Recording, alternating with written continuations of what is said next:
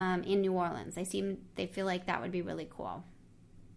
Cool. Yeah. Well, I would definitely say if they haven't, to get in touch with Susan Taylor, Okay. who's at the New Orleans Museum of Art, because they just got some quilts from us, and she is a really big advocate. And so I'm sure the museum, I'm sure, would love to participate in some way, or even maybe cool. Susan. That's great. And did you say Noma just got quilts from you guys? Yeah, they got 12 works of art from the foundation collection from us. And cool. I want to get, I want to get the exact number right. Sorry, I'm just doing like an end of quarter thing here. So I have like 10 groups of numbers in my mind, and I want to make sure I give you the right number of quilts that New Orleans acquired from us. That's really cool. We will definitely. Yeah, I think actually someone from New Orleans, I need to check. I'm waiting to get her the right number. Someone from New Orleans emailed me that they had met Marianne Petway, who does those workshops, at a workshop, and she was interested in bringing her to New Orleans. Yeah, I'm sure that's probably Emma or Lauren. Yeah, they're just starting to do this. So it was funny because I got to you in a different way, and then suddenly I was like, oh, wait, these all coincide. Like the world is coinciding in this weird way. I was making sure I had the right number for her, but I'll respond. If you see her, I will respond to her. I have her email. New Orleans took 5 quilts from us. Fantastic. So, is there a way for you to connect me to Susan? Just introduce me by email? That would be super great. Yeah, I would love to chat with her. I can shoot you her email address. Cool. And do you know if Noma has any plans to do anything special with those, or do they just recently purchase them and don't know what they're going to do yet? I think that they want to. I know one of the other pieces that they got is a piece by Thornton Dial that they got 2 renditions of a slave ship, one by Joe Minter and one by Thornton Dial, which I know that they wanted to do something around the New Orleans Tricentennial. I know, talking about the history of the city. Right. So I do know that, I don't know specifically like if the quilt plans, but I know that there are plans for installation of parts of the acquisition. Very interesting. Soon. And then this is just like a speculative question, because you've been involved in this, and I'm wondering, do you think that Gee's Bend is a unique situation, or are there other sort of communities out there that people just haven't discovered? How do we understand Gee's Bend within the quilting history? Does that make sense? Yeah. I mean, I don't know if there are communities that are yet to be discovered, just because I think, Gee's Bend today is not Gee's Bend that it was when sort of the heyday of these quilts being made. But I think that there were communities like this. And I mean, I think if you look, there are 110 women from Gee's Bend. And if you think about 110 women, African-American women from this one small community, and if you think that that is, 1/1,000,000th of all the African-American women that have lived, how many of them were quilt makers and makers in general, and how many of them died with no one knowing anything that they made ever. Yeah. And so I think that we are so fortunate that Bill found Gee's Bend when he did, and that so many of the families there saved the quilts from their mothers and grandmothers.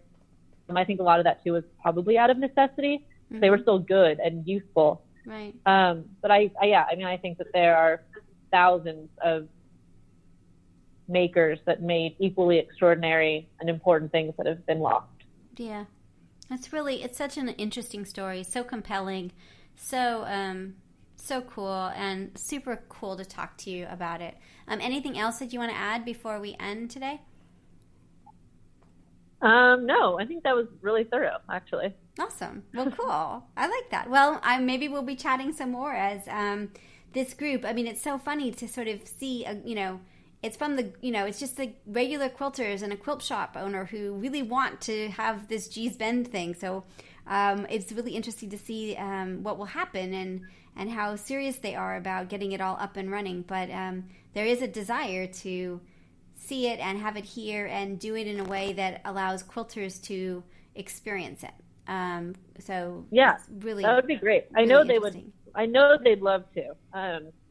Have you had that before? So, before we end, I always say goodbye, and then I have one more question. Have there been other sort of places where they've traveled and done workshops like this and had multi-day events like this?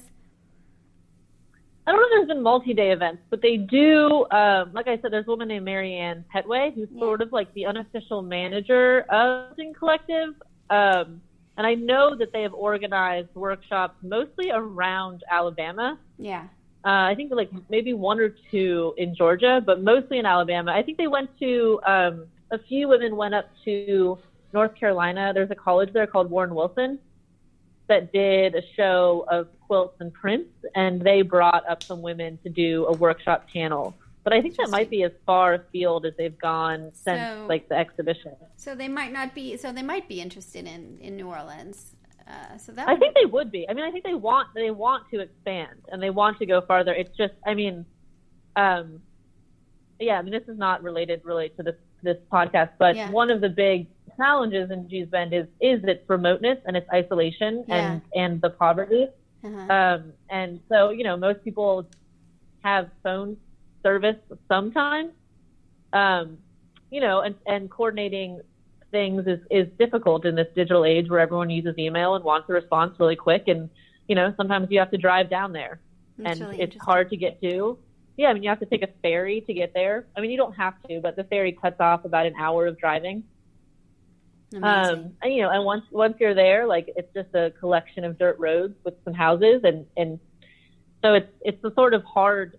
What they produced has gone so far and wide, and really created such an impact on our visual understanding and our cultural understanding of the African American South. In this case, the rural African American South, but you know, they're all still there and quilting and working and in a lot of ways have not been integrated into what we consider like American society still. And so I think they'd love to travel outside and do more workshops farther afield. And now their quilts go for a lot more, right? Aren't their quilts pretty significantly much more expensive than when they were first being bought up? Yes. Yeah. They are. Yeah. That's good.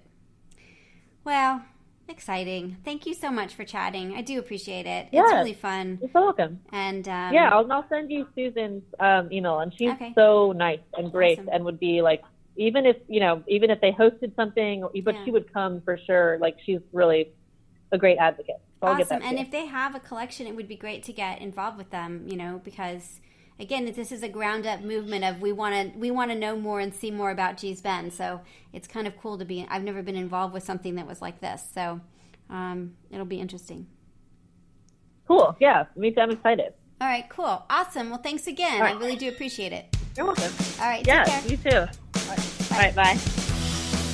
So this is Elizabeth Townsend Guard. You've been listening to Just Wanna Quilt, a research podcast coming out of Tulane University Law School. We want to hear from you. Join our army, our quilting army. Go to our Facebook page. Suggest people to be interviewed. Suggest yourself to be interviewed.